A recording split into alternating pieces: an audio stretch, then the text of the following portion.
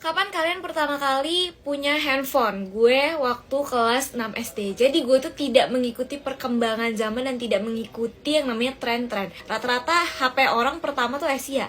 Cuma gue pada saat Asia lagi naik nih gue gak dibeliin. Kenapa? Karena emang seperti biasa, mak bapak gue tuh bukan orang yang suka kayak, aduh lagi hype nih aku mau beli ini mah, dibeliin. Nggak ada.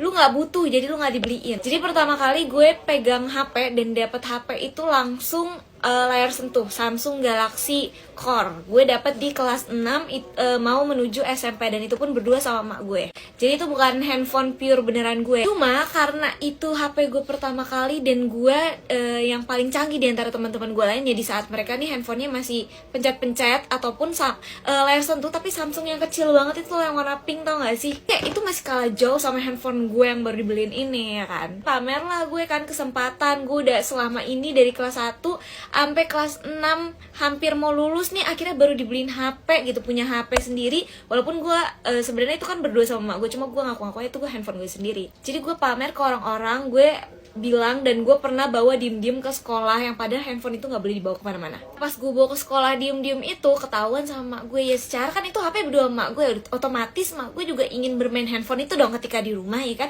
Pas dilihat nggak ada, wah kena omel gue pulang-pulang. Tapi bukan Yasmin namanya kalau misalnya ditanya tuh nggak ada alasan, nggak ada jawaban gitu untuk berbohong. Jangan ditiru ya. Jadi gue bilang, iya ini ada tugas tadi makanya aku bawa. Jadi disuruh. Baik, sesuai dengan requestan kita akan bercerita zaman-zaman SD lagi karena ini bulan puasa. Kita ceritain zaman SD pas bulan puasa kali ya. Kalian dulu waktu SD pernah dikasih tugas gak sama guru kalian untuk mintain tanda tangan bapak imam terawih di masjid rumah kalian masing-masing? Dulu gue pernah, dan karena gue tipe anak yang introvert, introvert gitu. Pokoknya gue dulu pemalu banget. Jadi gue tuh cuma minta di hari pertama, hari seterusnya gue palsuin tanda tangannya. Jangan ditiru ya. Gue pernah dulu, kalian tim mana? Tim sama kayak gue cuma minta sekali terus abis itu hari selanjutnya kalian palsuin sendiri atau kalian beneran minta terus-terusan. Nah tetangga gue itu nggak ada yang satu angkatan sama gue, jadi adanya tuh yang di bawah gue sama ada yang di atas gue, dan gue nggak ngerti kenapa mereka tuh nggak disuruh sama gurunya. Jadi kayak nggak ada yang nemenin gue untuk mintain tantangan ke Pak Imam. Mereka disuruh nemenin juga pada nggak mau. Jadi itu tuh gue sendiri mintanya ke staff laki-laki pas udah kelar sholat, terus kayak ya hoki-hokian aja kalau masih ada Pak Imamnya. Kalau udah nggak ada ya udah tuh nggak tahu gimana. Jadi makanya dengan otak gue yang cerdas ini gue memanipulasi. Jadi gue tuh minta di hari pertama doang, abis itu selanjutnya gue tiru tanda tangannya bodo amat deh tuh. Padahal kayak hari kan kadang imam tuh suka ganti-ganti ya, masa nggak terus-terusan satu imam untuk 30 hari full, tapi kayak gue 30 hari full dengan tanda tangan yang sama. Nah selain faktor introvert itu adalah faktor gue tuh nggak tiap hari terawih. Jadi sebenarnya gue tiap hari, gue pamit tuh tiap hari, cuma kadang kalau misalnya gue terawih bareng sama teman gue, itu gue ada ini godain setan gitu. Jadi kayak pas gue nyamper temen gue terus kayak ini udah mau kena nih, udah mau terawih, terus tiba-tiba temen gue kayak aduh tapi males lagi ya. Terus gue juga emang imannya lemah, jadi kayak ya lagi males, ya udah nggak usah terawih aja, nggak jadi terawih. Kalau gue inget-inget zaman dulu nih pas SD tuh apalagi kelas 4, kelas 5 itu kayak gue lebih sering kagak terawihnya daripada terawih. Gian juga nih ada nggak ya sama kayak gue, kalau pas terawih tuh pasti duduknya safnya di paling belakang, terus bukannya terawih malah ngapain, malah jajan. Kayak lo mau terawih mau piknik, jajan-jajan Ciki Komo dulu, aduh enak banget, lagi udah nggak ada lagi sekarang ya. Lagi di Story of My Life, gue sudah 4 hari atau 5 hari menghilang ya, jadi kita cerita lagi. Nah, gue mau nanya kalian semua yang pernah merasakan namanya dimarahin dan diomelin ketika diajarin membaca, menghitung, menulis sama emak kalian atau bapak kalian. Siapa? Tapi kali ini gue gak akan ceritain pengalaman gue karena jujur gue gak inget satu spesifik momen yang dimana gue dimarahin atau diomelin gara-gara gue gak bisa belajar menghitung, membaca, atau menulis. Yang gue inget malah momennya Farhan ketika dia dimarah-marahin gara-gara dia lemot. Jadi Farhan itu tuh gak TK, dia langsung masuk SD, otomatis diajarin basic-basic yang kita pelajarin pas TK kayak apa sih, alfabet, bla bla bla, ngitung-ngitung dasar basic gitu tuh diajarin sama mak gue.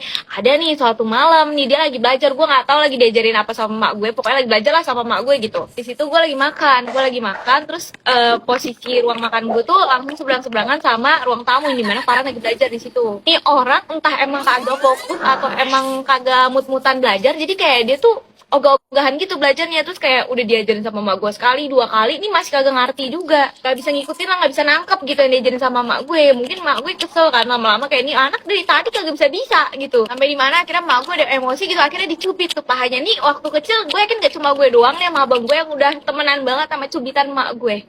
Pedes banget itu rasanya kan, perih pedes campur aduk. Abis dari situ baru tuh setelah kena cubitan banget baru tuh si Farhan belajar sambil nangis-nangis. Gue yang pada saat itu belum bersekolah dan belum belajar begitu-begitu itu langsung menjadi acuan gue kayak aduh gue nggak mau deh nih yang namanya pas belajar sama mak gue terus gue nggak bisa, ntar gue bisa dicubit. Kayaknya setelah gue pikir-pikir kenapa gue nggak punya ingatan khusus spesifik momen gue dimarah-marahin sama mak gue tuh karena mungkin gue tiap belajar sama mak gue kayak gue udah bisa gitu, gue nggak selemot itu karena menjadi acuan gue tuh kejadian separahan, gue nggak mau dicubit sama mak gue perkara gue lemot doang soal belajar. Kalian pernah merasa tidak dianggap? Kalian pernah merasa kalian tidak dihargai atau tidak dihiraukan?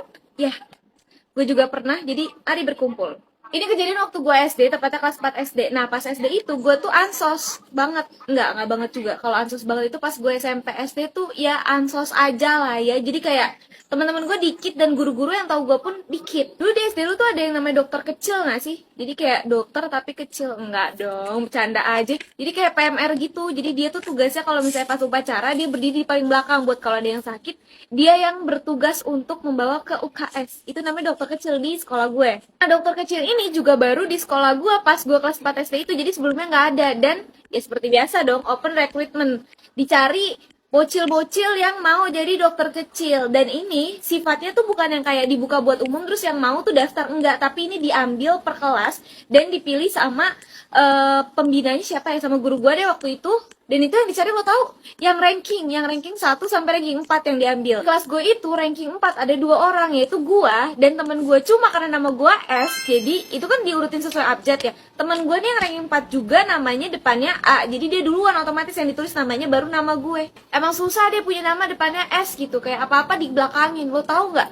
Gue nggak dianggap, gue nggak dipilih, padahal kan seharusnya kalau dilihat dari ranking 1 sampai ranking 4 gue termasuk dong. Tapi karena gurunya ini, pembinanya ini tidak kenal gue, dia cuma kenal sama temen gue nih yang sama-sama ranking 4 karena emang dia lebih hits lah ya, maksudnya dikenal sama guru-guru. Temen gue doang yang diambil.